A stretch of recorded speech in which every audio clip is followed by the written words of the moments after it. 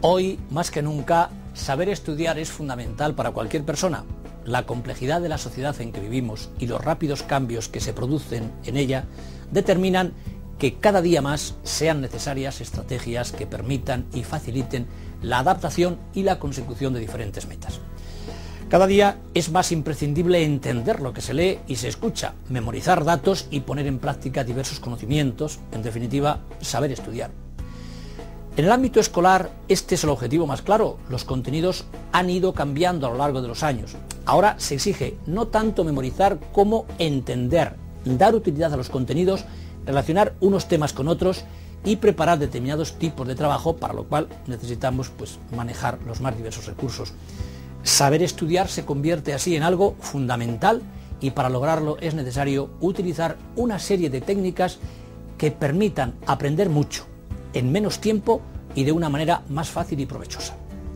La necesidad de las técnicas de estudio es absoluta porque cuando nos enfrentamos a tantas cosas para aprender, no se puede trabajar bien una lección, un tema, sin un buen método, sin unas buenas técnicas de estudio. En los años que llevo enseñando a estudiar, he observado que en la mayoría de las ocasiones la causa del fracaso escolar, del tal manido fracaso escolar, no era otra que el no saber aplicar las técnicas de estudio de forma correcta.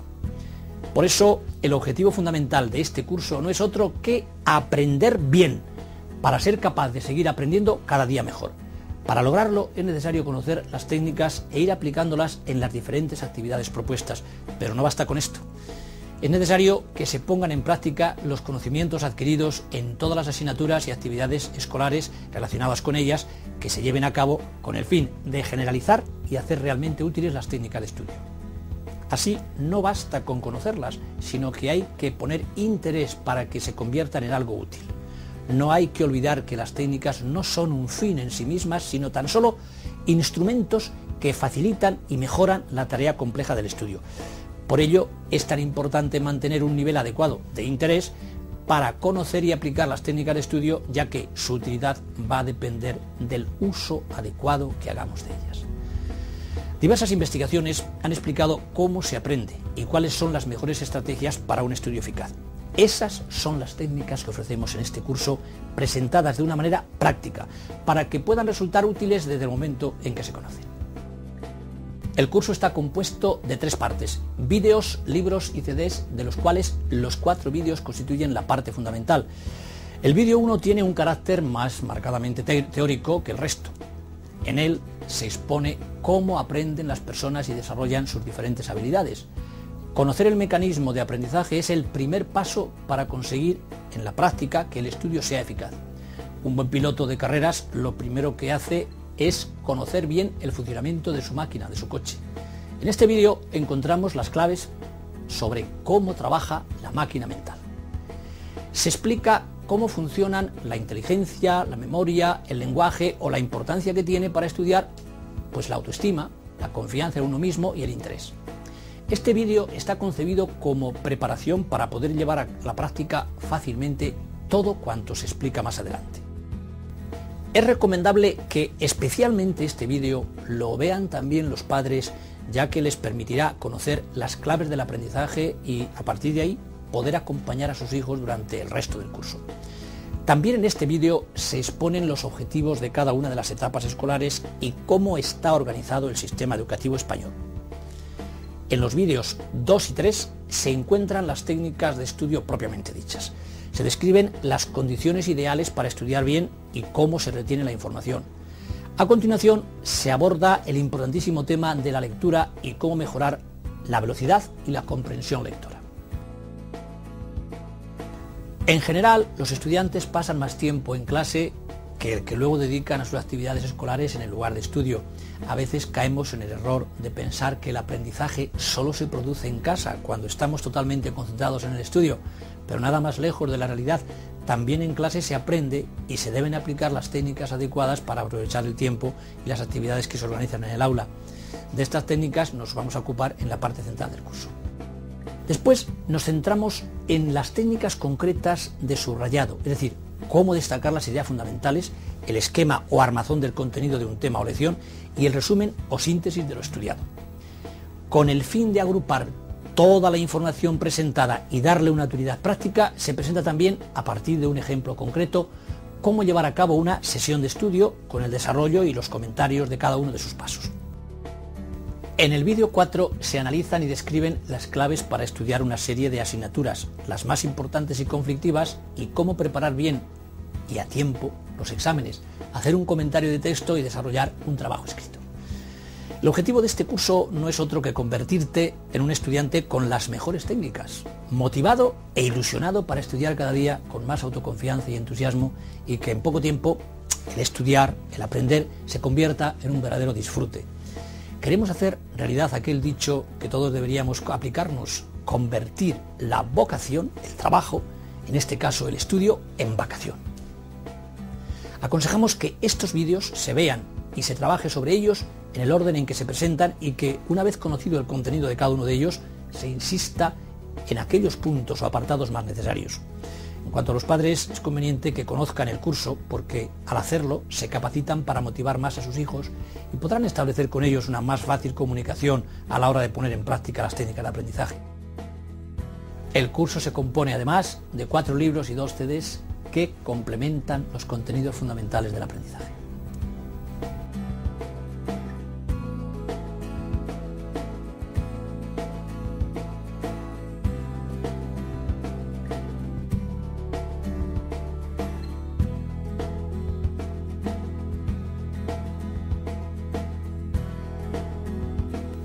Las distintas ciencias que se han ocupado del aprendizaje nos permiten conocer las leyes por las que éste se rige y utilizarlas en el desarrollo de las potencialidades de las personas. El aprendizaje englobaría a todos los procesos a través de los cuales las personas adquieren diferentes destrezas e informaciones. Dentro de este se encontraría el estudio más relacionado con la adquisición de contenidos intelectuales. El objetivo principal de esta primera parte del curso es facilitar las claves sobre conceptos que están implícitos en el aprendizaje, entendiendo este como un proceso de cambio y de adaptación. El conocimiento de estos aspectos y de las características generales de los sistemas educativos conlleva reconocer la importancia de utilizar técnicas concretas para optimizar los resultados de cualquier actividad relacionada con el estudio que se lleva a cabo. En este primer vídeo se tratan diversos aspectos relacionados con el aprendizaje, como cuáles son sus características y cómo se realiza el proceso de aprendizaje según las distintas teorías que lo han estudiado. Además, se analizan las funciones del cerebro, ya que es el principal órgano responsable del aprendizaje.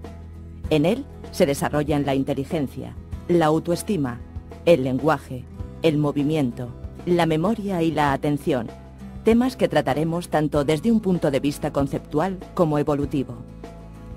El aprendizaje no solo puede ser entendido como desarrollo personal, sino como un concepto más amplio, relacionado sobre todo con la escuela. Por eso, en la última parte, se mencionan las características esenciales de los sistemas educativos, enumerando los objetivos de cada una de las etapas escolares y mostrando la necesidad de utilizar estrategias concretas para lograrlos.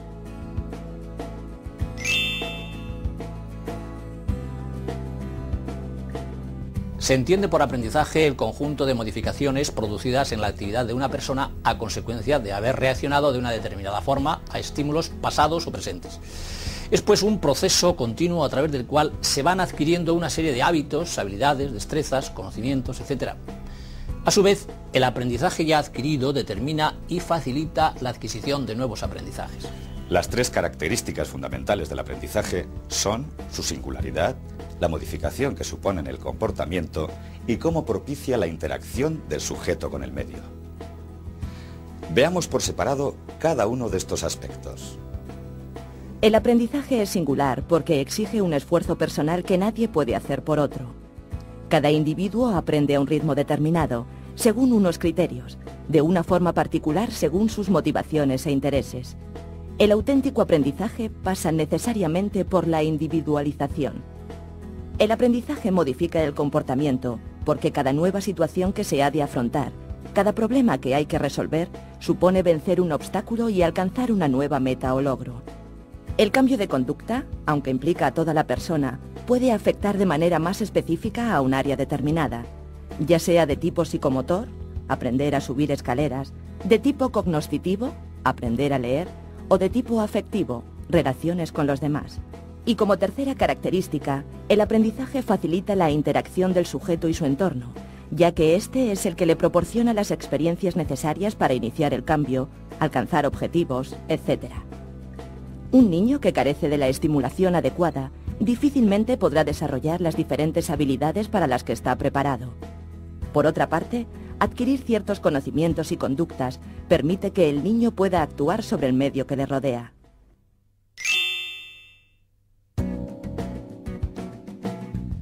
El aprendizaje está regido por una serie de leyes y principios que han sido estudiados por diferentes ciencias, especialmente por la psicología. El aprendizaje puede ser clasificado en función de las características del conocimiento que se adquiere. Atendiendo a este criterio, existen tres tipos de aprendizaje. Un aprendizaje de conductas, en el que se adquieren una serie de hábitos de comportamiento más o menos simples. Un aprendizaje de información, en el que se adquieren datos y conocimientos. Un aprendizaje mixto, en el que se adquieren conductas por medio de la información. Cada uno de estos tres tipos está regido por una serie de leyes.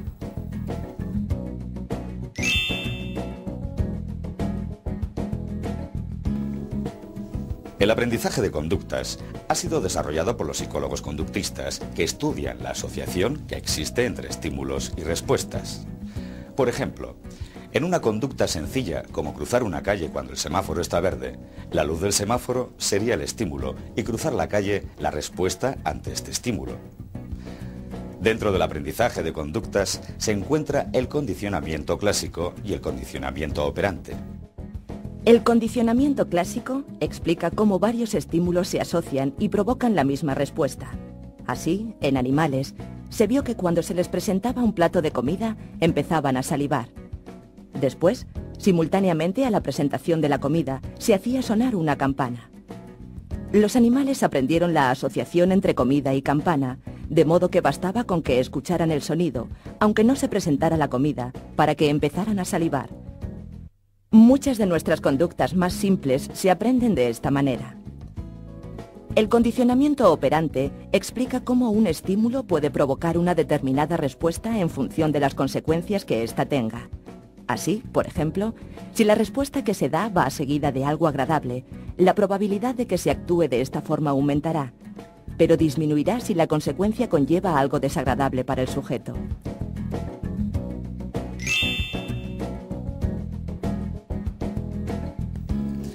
En el aprendizaje de información, además de conductas, también se adquieren contenidos.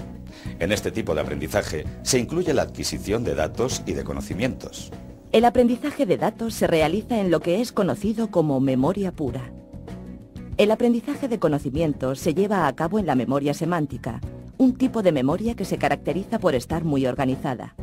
Por eso, en la práctica, el material a aprender debe estar estructurado de una manera lógica, de modo que pueda tener cabida en esta memoria.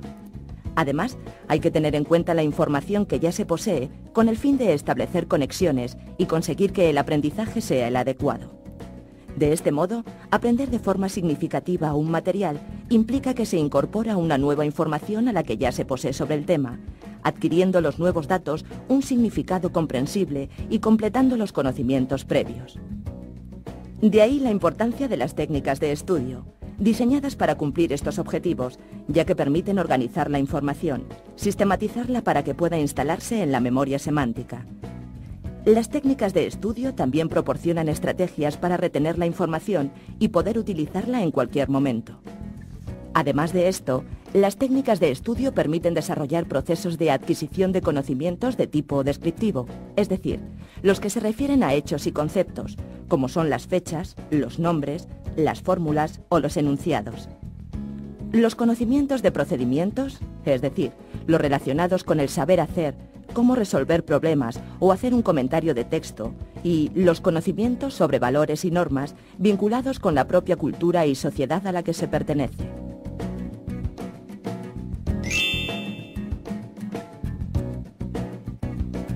En el aprendizaje mixto se incluye la adquisición de conductas complejas por medio de la información.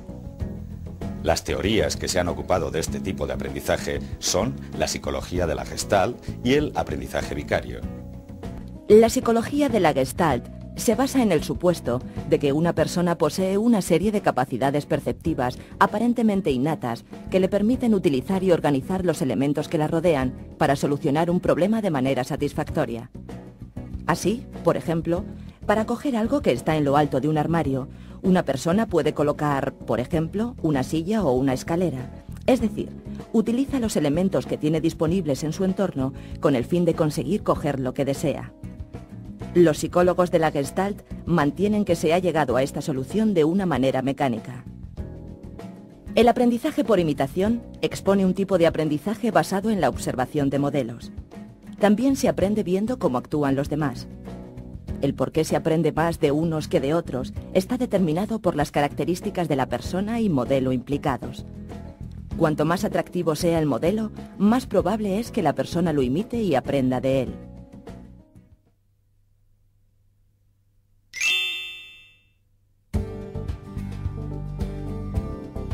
El aprendizaje modifica no solo nuestro comportamiento, sino también la estructura de las redes neuronales de nuestro organismo, principalmente del cerebro. Es en este órgano donde se encuentran instaladas las funciones de memoria, atención, lenguaje, pensamiento, etc. El cerebro es un órgano del sistema nervioso central y su función principal es la de controlar y coordinar la actividad y las funciones corporales del ser humano, interviniendo en todos los procesos conscientes. Está formado el cerebro por dos hemisferios que están conectados entre sí por una franja de tejido llamada cuerpo calloso, que está formado por unos 200 millones de fibras nerviosas y cuya función es pasar los millones de mensajes que recibe de un lado a otro del cerebro. Ya en el siglo XIX se detectó que las distintas partes del cerebro cumplían funciones diferentes. Pierre-Paul Broca, por ejemplo, descubrió en 1860 que las actividades del habla suelen ser controladas por el lado izquierdo del cerebro. Pero no fue hasta el siglo XX cuando quedaron claramente definidas las funciones de cada hemisferio. El hemisferio izquierdo se ocupa principalmente del lenguaje y de las tareas relacionadas con la lógica y el análisis. También se ocupa del paso del tiempo y funciona de una forma racional y lineal. Trabaja con datos y es capaz de dominar las emociones. Las actividades relacionadas con este hemisferio son el lenguaje y la escritura, las matemáticas, la lógica y las ciencias en general. El hemisferio derecho es no verbal y no racional. Se ocupa de lo visual y de las intuiciones, de crear ideas nuevas a partir de experiencias instintivas, emocionales. Trabaja con imágenes y está más capacitado para expresar emociones. Las actividades relacionadas con este hemisferio son la danza, la escultura, el diseño gráfico, etc.